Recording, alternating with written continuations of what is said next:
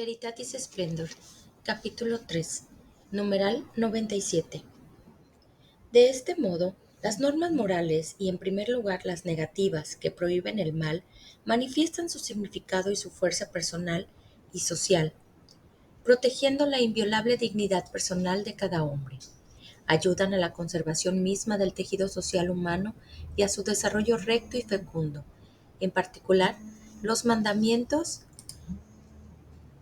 En particular, los mandamientos de la segunda tabla del Decálogo, recordados también por Jesús al joven del Evangelio, constituyen las reglas primordiales de toda vida social.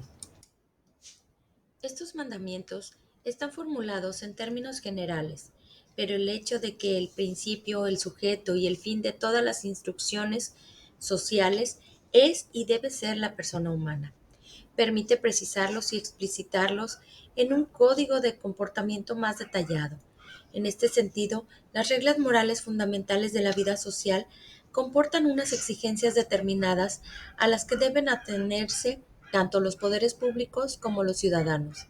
Más allá de las intenciones, a veces buenas, y de las circunstancias, a menudo difíciles, las autoridades civiles y los individuos particulares jamás están autorizados a transgredir los derechos fundamentales e inalienables de la persona humana, por lo cual solo una moral que reconoce normas válidas siempre y para todos, sin ninguna excepción, puede garantizar el fundamento ético de la convivencia social, tanto nacional como internacional.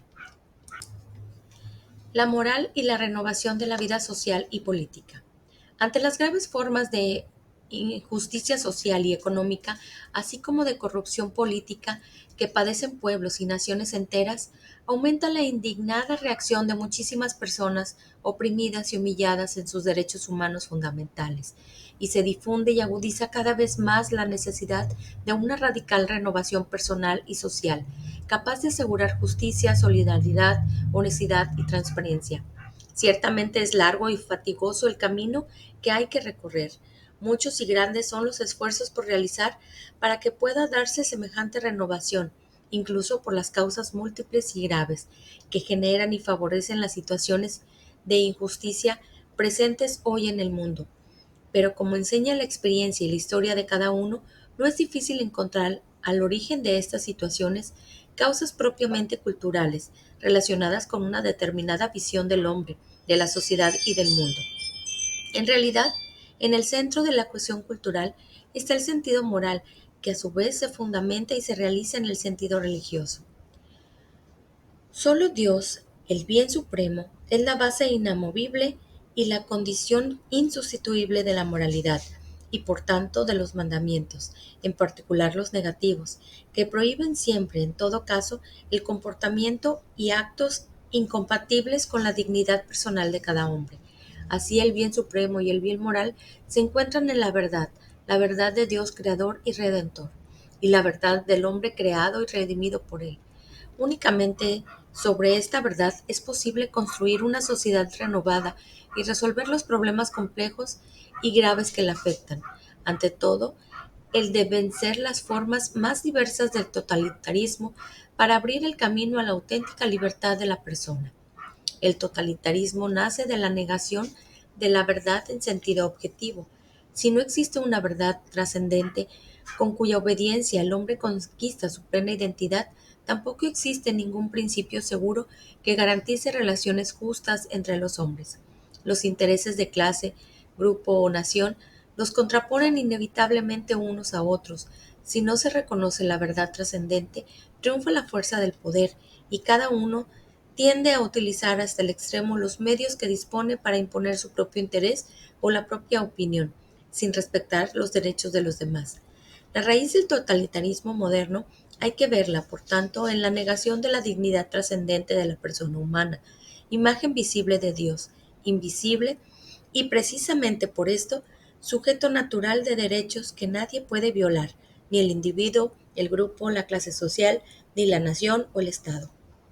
No puede hacerlo tampoco la mayoría de un cuerpo social, poniéndose en contra de la minoría, marginándola, oprimiéndola, explotándola o incluso intentando destruirla. Por esto, la relación inseparable entre verdad y libertad, que expresa el vínculo esencial entre la sabiduría y la voluntad de Dios, tiene un significado de suma importancia para la vida de las personas en el ámbito socioeconómico y sociopolítico, y tal como emerge de la doctrina social de la Iglesia, la cual pertenece al ámbito de la teología y especialmente de la teología moral, y de su presentación de los mandamientos que regulan la vida social, económica y política, con relación no solo a actitudes generales, sino también a precisos y determinados comportamientos y actos concretos. A este respecto, el Catecismo de la Iglesia Católica, después de afirmar en materia económica el respeto de la dignidad humana, exige la práctica de la virtud de la templanza para modelar el apego a los bienes de este mundo, de la virtud de la justicia, para preservar los derechos del prójimo y darle lo que es debido, y de la solidaridad, siguiendo la regla de oro, según la generosidad del Señor, que siendo rico, por vosotros se hizo pobre, a fin de que os enriqueceráis con su pobreza. Presenta una serie de comportamientos y de actos que están en contraste con la dignidad humana: el robo, el retener deliberadamente cosas recibidas como préstamo u objetos perdidos, el fraude comercial, los salarios injustos, la subida de precios especulando sobre la ignorancia y las necesidades ajenas, la aprobación y el uso privado de bienes sociales de una empresa, los trabajos mal realizados, los fraudes fiscales, la falsificación de cheques y de facturas, los gastos excesivos, el derroche, etc. Y hay que añadir, el séptimo mandamiento proscribe los actos o empresas que por una razón egoísta o ideológica, mercantil o totalitaria conducen a esclavizar seres humanos, a menospreciar su dignidad personal, a comprarlos, a venderlos, a cambiarlos como mercancía. Es un pecado contra la dignidad de las personas y sus derechos fundamentales reducirlos mediante la violencia a la condición de objeto de consumo o a una fuente de beneficios. San Pablo ordenaba a un amo cristiano que tratase a su esclavo cristiano, no como esclavo, sino como un hermano en el Señor. En el ámbito político se debe constatar que la veracidad de las relaciones entre gobernantes y gobernados, la transparencia en la administración pública, la imparcialidad en el servicio de la cosa pública, el respeto de los adversarios políticos, la tutela de los derechos de los acusados contra procesos y condenas sumarias, el uso justo y honesto del dinero público, el rechazo de medios equívocos o ilícitos para conquistar, mantener o aumentar a cualquier costo el poder, son principios que tienen su base fundamental, así como su urgencia singular, en el valor trascendente de la persona y en las exigencias morales objetivas de funcionamientos de los estados. Cuando no se observan estos principios, se resiente el fundamento mismo de la convivencia política y toda la vida social se ve progresivamente comprometida, amenazada y abocada a su disolución.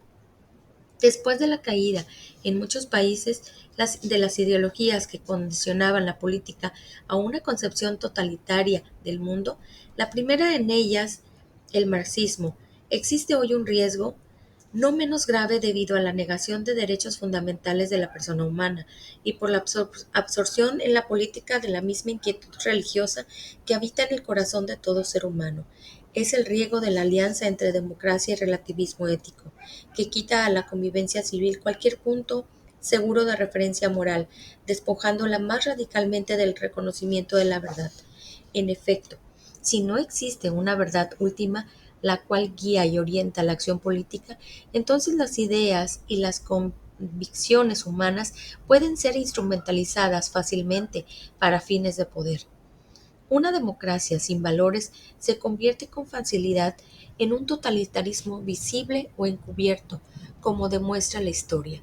Así, en cualquier campo de la vida personal, familiar, social y política, la moral, que se basa en la verdad y que a través de ella se abre a la auténtica libertad, ofrece un servicio original, insustituible y de enorme valor, no solo para cada persona y para su crecimiento en el bien, sino también para la sociedad y su verdadero desarrollo.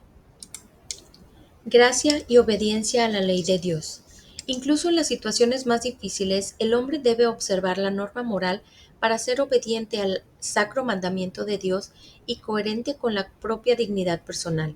Ciertamente, la armonía entre libertad y verdad postula a veces sacrificios no comunes y se conquista con un alto precio.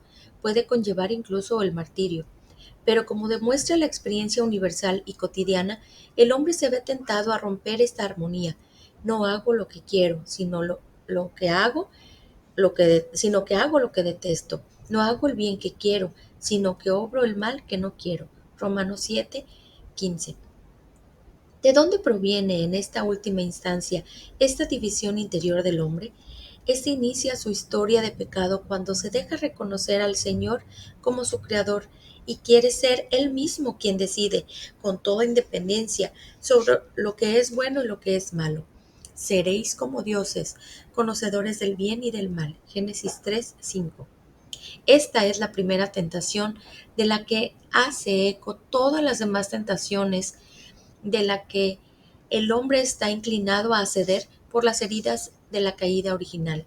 Pero las tentaciones se pueden vencer y los pecados se pueden evitar porque, junto con los mandamientos del Señor, nos da la posibilidad de observarlos. Sus ojos están sobre los que le temen. Él conoce todas las obras del hombre. A nadie ha mandado ser impío, a nadie ha dado licencia de pecar. La observancia de la ley de Dios en determinadas situaciones puede ser difícil, muy difícil, sin embargo, jamás es imposible. En esta es una enseñanza constante de la tradición de la Iglesia, expresada así por el Concilio de Trento.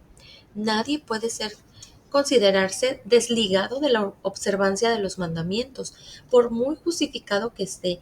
Nadie puede apoyarse en aquel dicho temerario y condenado por los padres, que los mandamientos de Dios son imposibles de cumplir por el hombre justificado, porque Dios no manda cosas imposibles, sino que al mandar lo que manda, te invita a hacer lo que puedas y pedir lo que no puedas, y te ayuda para que puedas. Sus mandamientos no son pesados, su yugo es suave y su carga ligera. El ámbito espiritual de la esperanza siempre está abierto al hombre, con la ayuda de la gracia divina y con la colaboración de la libertad humana.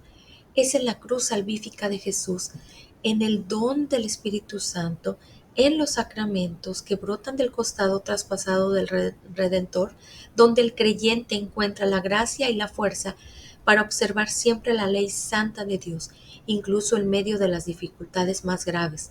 Como dice San Andrés de Creta, la ley misma fue vivificada por la gracia y puesta a su servicio en una composición armónica y fecunda.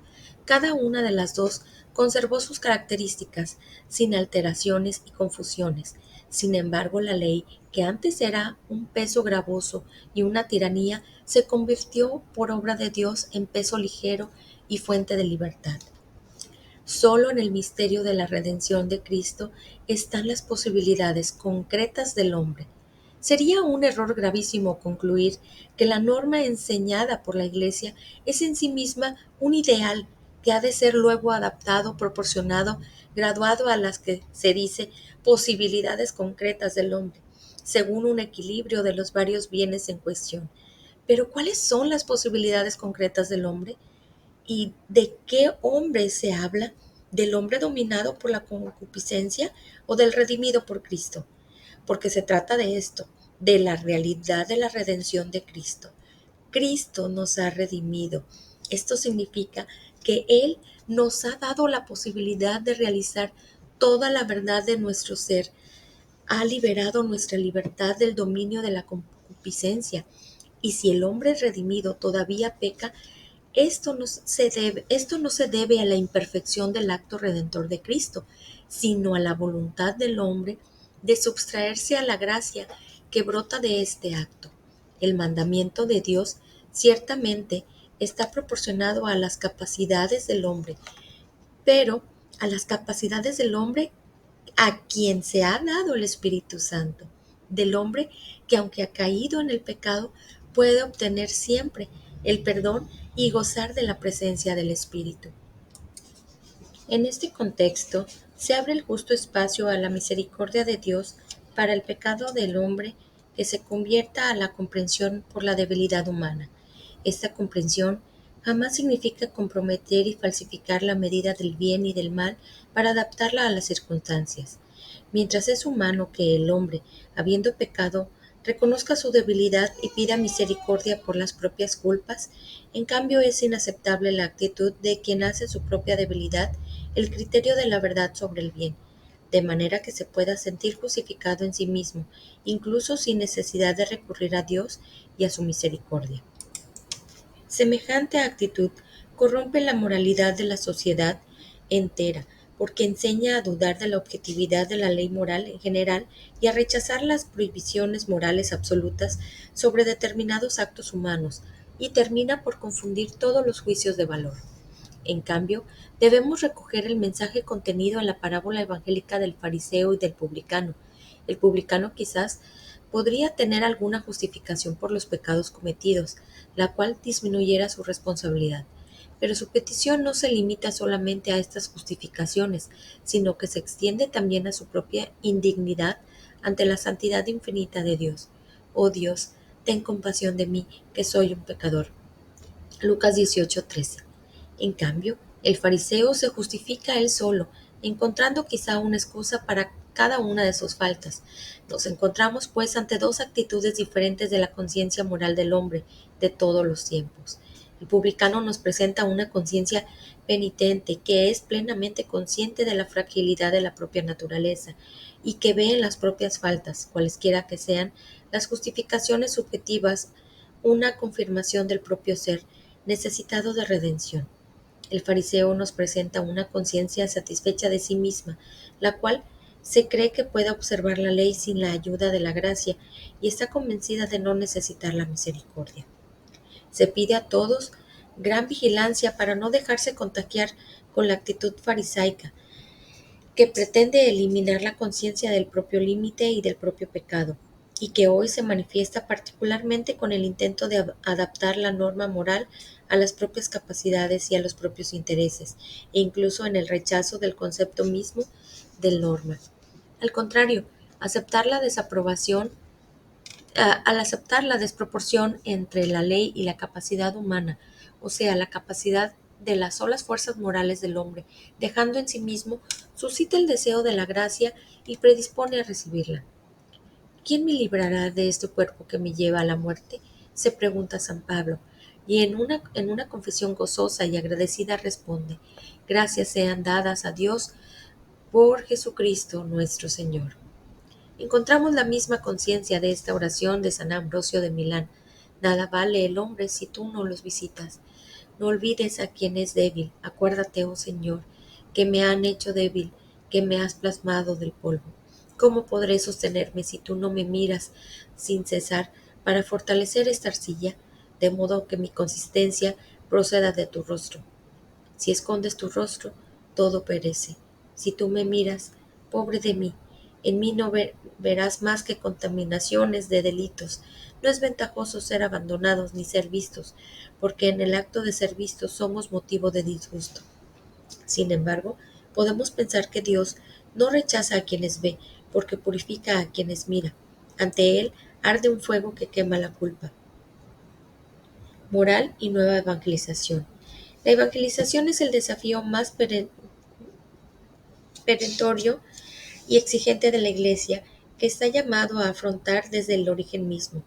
En realidad, este reto no plantea solo las situaciones sociales y culturales que la Iglesia encuentra a lo largo de la historia, sino que está contenido en el mandato de Jesús resucitado, que define la razón misma de la existencia de la Iglesia: id por todo el mundo y proclamad la buena nueva a toda la creación.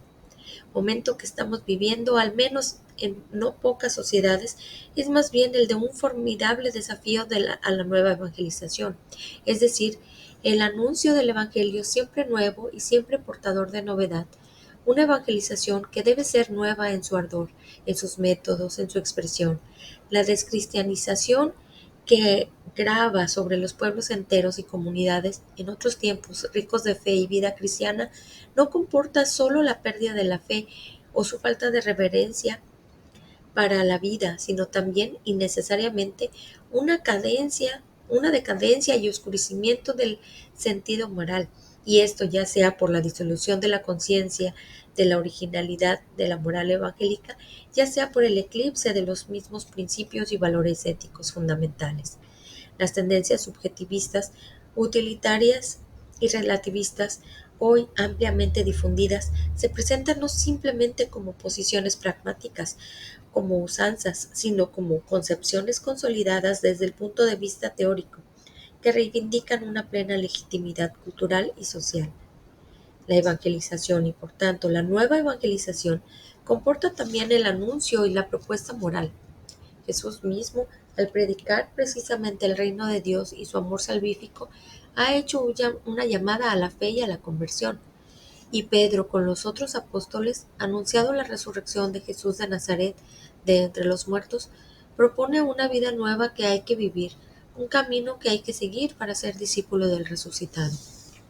De la misma manera, y más aún que para las verdades de fe, la nueva evangelización que propone los fundamentos y contenidos de la moral cristiana manifiesta su autenticidad y al mismo tiempo difunde toda su fuerza misionera cuando se realiza a través del don no sólo de la palabra anunciada, sino también de la palabra vivida.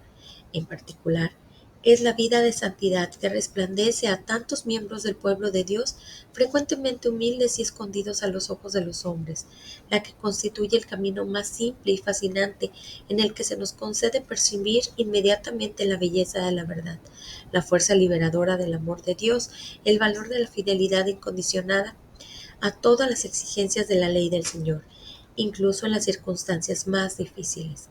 Por esto la Iglesia, en su sabia pedagogía moral, ha invitado siempre a los creyentes a buscar y a encontrar en los santos y santas, en primer lugar en la Virgen Madre de Dios, llena de gracia y toda santa, el modelo, la fuerza y la alegría para vivir una vida según los mandamientos de Dios y las bienaventuranzas del Evangelio.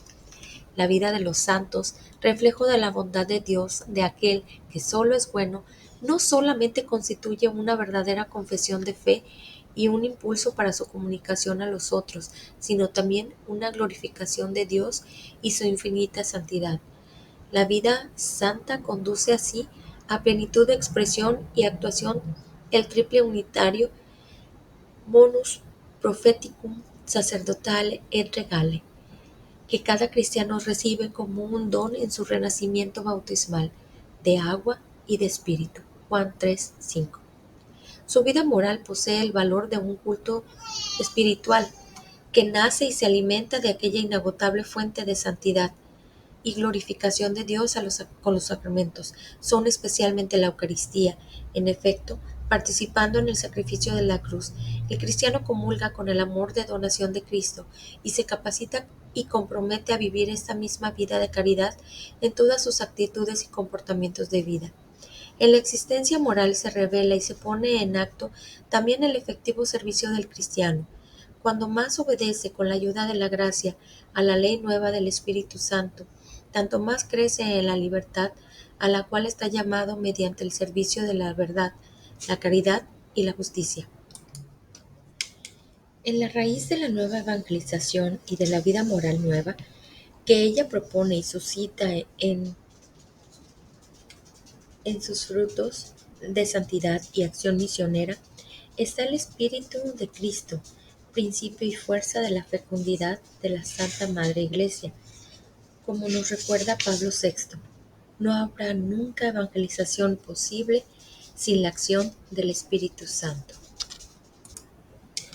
Al Espíritu de Jesús, acogido por el corazón humilde y dócil del creyente, se debe, por tanto, el florecer de la vida moral cristiana y el testimonio de la santidad en la gran variedad de las vocaciones, de los dones, de las responsabilidades y de las condiciones y situaciones de vida.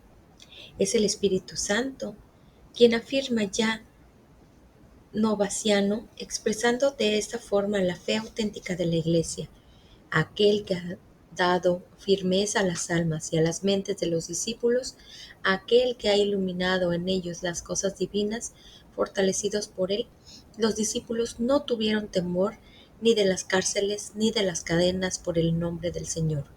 Más aún, despreciaron a los mismos poderes y tormentos del mundo, armados ahora y fortalecidos por él, por medio de él, teniendo en sí los dones que este mismo Espíritu dona y envía como alhajas a la Iglesia, esposa de Cristo.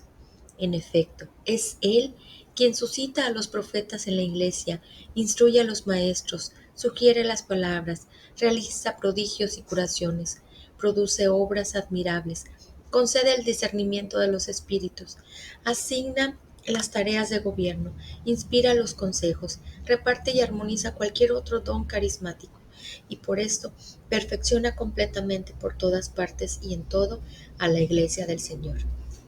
En el contexto vivo de esta nueva evangelización, destinada a generar y a nutrir la fe que actúa por la caridad y en relación con la obra del Espíritu Santo, podemos comprender ahora el puesto que en la Iglesia, comunidad de los creyentes, corresponde a la reflexión que la teología debe desarrollar sobre la vida moral, de la misma manera que podemos presentar la misión y responsabilidad propia de los teólogos moralistas. El servicio de los teólogos moralistas.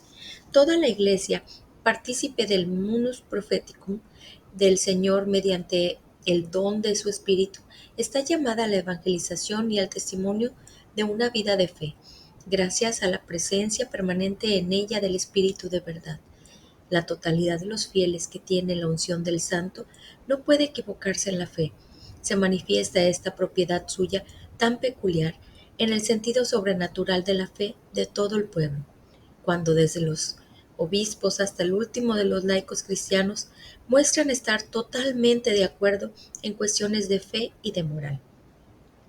Para cumplir su misión profética, la Iglesia debe despertar continuamente o reavivar la propia vida de fe, en particular mediante una reflexión cada vez más profunda, bajo la guía del Espíritu Santo, sobre el contenido de la fe misma.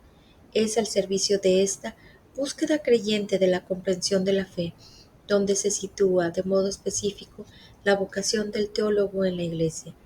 Entre las vocaciones suscitadas por el Espíritu en la Iglesia, leemos en la instrucción Dominus Veratis. Se distingue la del teólogo, que tiene la función especial de lograr, en comunión con el magisterio, una comprensión cada vez más profunda de la palabra de Dios, contenida en la Escritura, inspirada y transmitida por la tradición viva de la Iglesia. Por su propia naturaleza, la fe interpela la inteligencia, porque descubre al hombre la verdad sobre su destino y el camino para alcanzarlo. Aunque la verdad revelada supere nuestro modo de hablar y nuestros conceptos sean imperfectos frente a su insondable grandeza, sin embargo, invita a nuestra razón, don de Dios otorgada, para captar la verdad, entrar en el ámbito de la luz, capacitándola así para comprender en cierta medida lo que ha creído, la ciencia teológica que busca la inteligencia de la fe, respondiendo a la invitación de la voz de la verdad. Ayuda al pueblo de Dios según el mandamiento del apóstol, a dar cuentas de su esperanza a aquellos que lo piden. Para definir la identidad misma y por consiguiente realizar la misión propia de la teología, es fundamental reconocer su íntimo y vivo nexo con la Iglesia, su misterio, su vida y misión. La teología es ciencia eclesial porque crece en la Iglesia y actúa en la Iglesia. Está al servicio de la Iglesia y por lo tanto debe sentirse dinámicamente inserta en la misión de la Iglesia, especialmente en su misión profética. Por su naturaleza y dinamismo, la teología auténtica solo puede florecer y desarrollarse mediante una convencida y responsable participación y pertenencia a la Iglesia como comunidad de fe, de la misma manera que el fruto de la investigación y la profundización teológica vuelve a esta misma Iglesia y a su vida de fe.